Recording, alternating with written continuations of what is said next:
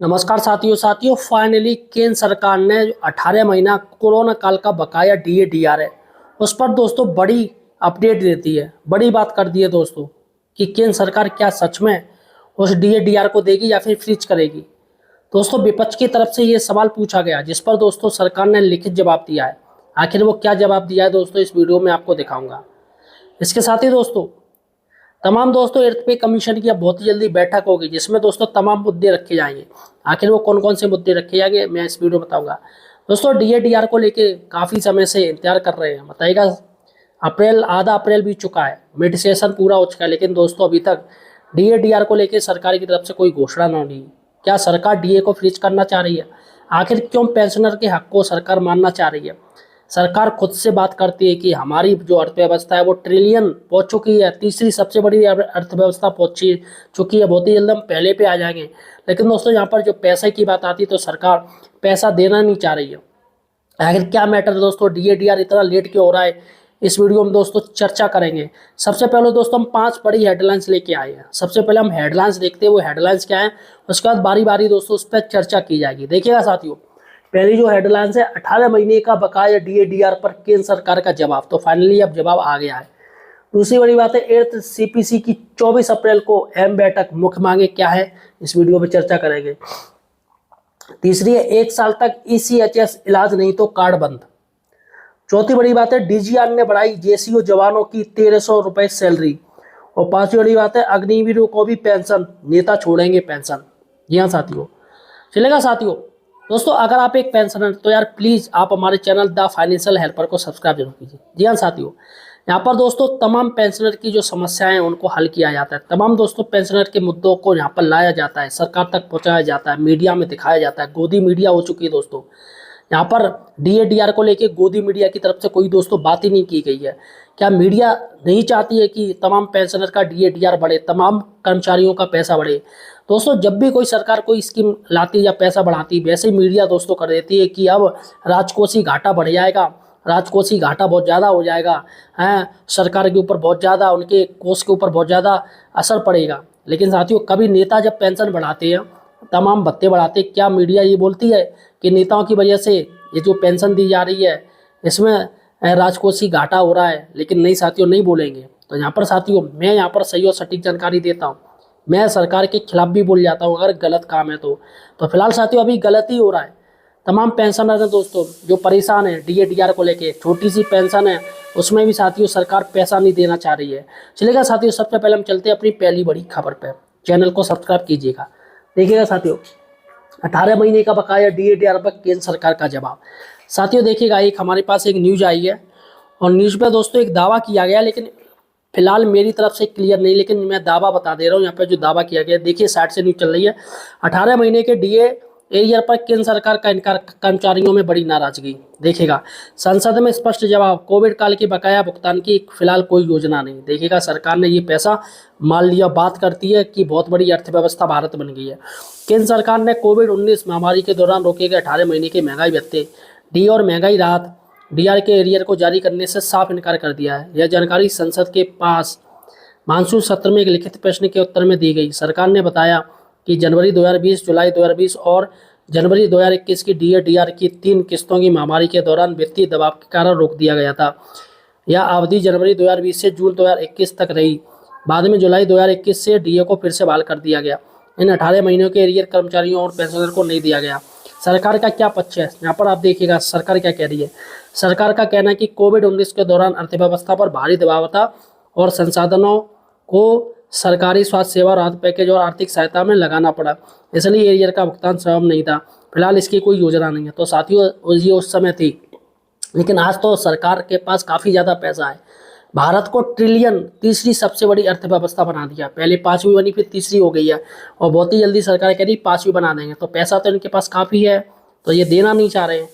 देखिएगा दोस्तों, राशि क्या है यहाँ पर, हजारों रुपए की, यानी कि अगर देखी जाए तो लाखों कर्मचारी पेंशन प्रभावी लंबे समय से भुगतान की मांग कर रहे हैं। यहाँ पर दोस्तों हजारों करोड़ों रुपए का मामला है और सुप्रीम कोर्ट ने तो आदेश भी दे दिया है कि यहाँ पर सरकार डीए-डीआर नहीं रख सकती है, उसको देना पड़ेगा। तो दोस्तों सुप्रीम कोर्ट ने जो डंडा घुसा है ना, उस पर दोस्तों सरकार बहुत परेशान हो गई है और सरकार को दोस्तों देना पड़ेगा। सुप्रीम कोर्ट ने पश्चिम बंगाल में भी डीए-डीआर को लेकर डंडा घोष दिया, वहाँ की सरकार को अब देना पड़ रहा है।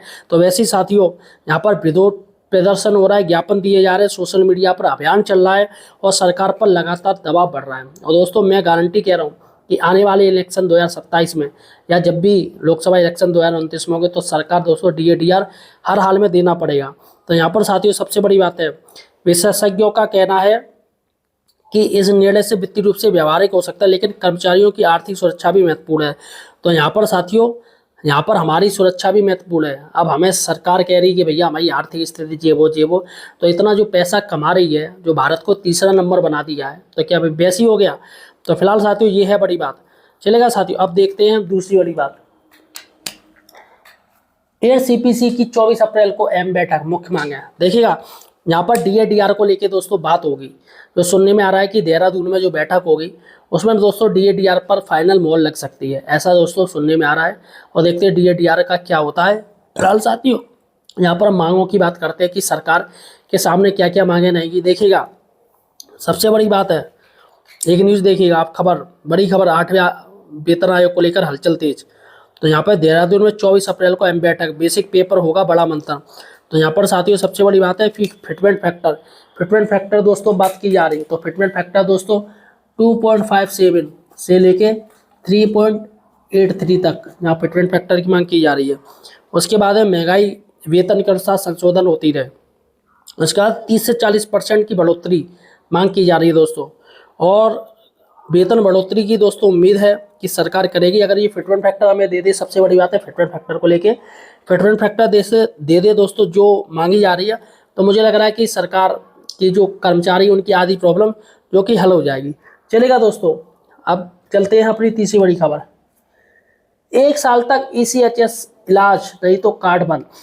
दोस्तों यहाँ पर एक बड़ी खबर आई है कि 1 साल तक अगर आपने ECHS से इलाज नहीं करवाया तो आपका कार्ड बंद हो सकता है। आखिर वो क्या खबर है, सबसे पहले आप रिपोर्ट देखिएगा, रिपोर्ट क्या कह रही है। ECHS से संबंधित ECHS कार्ड, अगर आपका 64 KB ECHS कार्ड जो बना है, अगर आप उससे इलाज नहीं कराते हैं और 1 साल बाद आप 1 साल भी हो गई है इलाज नहीं कराया है, तो उसमें आपका कार्ड ब्लॉक कर दिया जाता है। उसका कारण है कि आपने उसमें अपने जो डिपेंडेंट का है इनकम प्रूफ नहीं दिया है, यानी कि उनको वैलिडेट नहीं कराया है।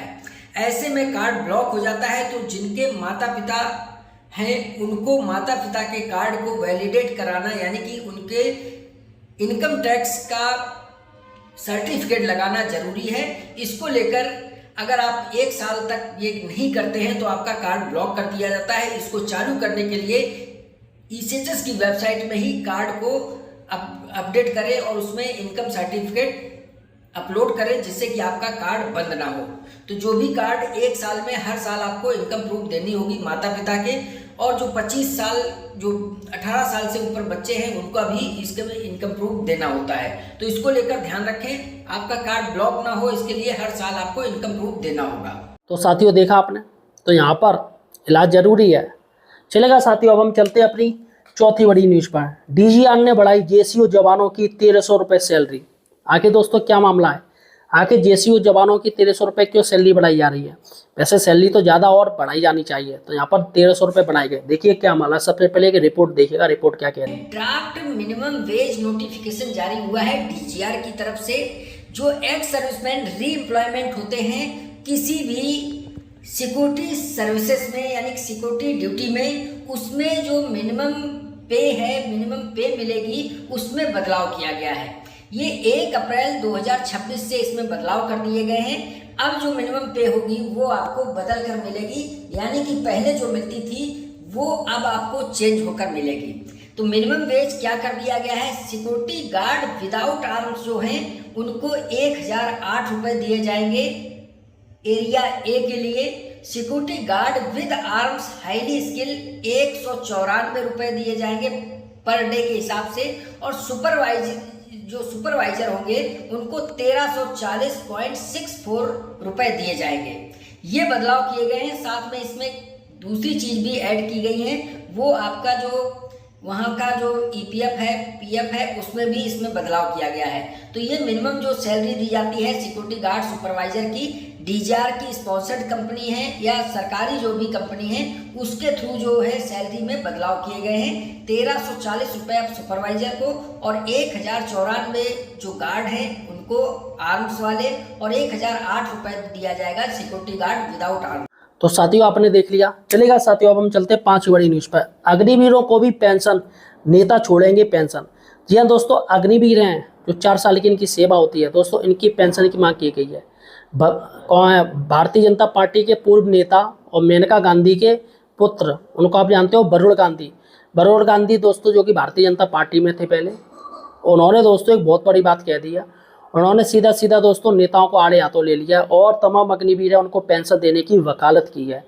सबसे पहले दोस्तों ये रिपोर्ट देखिएगा, रिपोर्ट क्या कह रही है। अग्निवीरों के लिए पेंशन छोड़े सांसद विधायक वरुण गांधी जो बीजेपी के विधायक हैं, उन्होंने ये बात कही है। बीजेपी के सांसद हैं, उनका कहना है राष्ट्र रक्षकों को पेंशन नहीं तो जनप्रतिनिधियों को क्यों। बयान से सियासत गर्मा गई है और बता दें इसको लेकर कई विपक्षी पार्टियों ने कहा है कि उनकी सरकार के जो नेता हैं वही सरकार पर सवाल खड़े कर रहे हैं, क्योंकि अग्निवीरों को पेंशन नहीं है, वहीं जनप्रतिनिधि जो नेता हैं उन्हें पेंशन एक नहीं 4-4 पेंशन है। तो ऐसा क्यों है? अग्निवीरों के लिए अग्निवीरों को पेंशन दी जाए और सांसद विधायक अपनी पेंशन छोड़ें, इसको लेकर देश में एक माहौल खराब सा समझ में आ रहा है। देश में एक ऐसे माहौल बन रहा है कि नेता अपनी मनमानी करते हैं, नेता खुद पेंशन लेते हैं, लेकिन जो देश की सेवा कर रहे हैं उन्हें पेंशन से वंचित किया जा रहा है। खुद ओल्ड पेंशन स्कीम का फायदा ले रहे हैं और बाकी जो सीएपीएफ कर्मचारी हैं उन्हें न्यू पेंशन स्कीम दी जा रही है। तो इसको लेकर उन्होंने बयान दिया है और इसको लेकर बयान देने पर सियासत गर्मा गई है। तो फिलहाल साथियों ये थी 5 बड़ी खबरें जो कि मैंने आपको बता दी। दोस्तों क्या लग रहा है कि सरकार इस बार डीए-डीआर को बढ़ाएगी या फिर फ्रीज करेगी? ये मुझे कमेंट सेक्शन में बताइएगा। क्या सरकार डीए-डीआर को बढ़ाएगी या फ्रीज करेगी? और साथियों सबसे बड़ी बात है कि डीए-डीआर बढ़ाएगी तो कितना बढ़ाएगी? कहीं कोई कह रहा है 2%, कहीं 3%। तो महंगाई है दोस्तों वो 3% क्या 5% डीए-डीआर सरकार को बढ़ाना चाहिए। तो फिलहाल आपका क्या कहना है मुझे कमेंट सेक्शन में बताइएगा। चैनल को सब्सक्राइब कीजिए।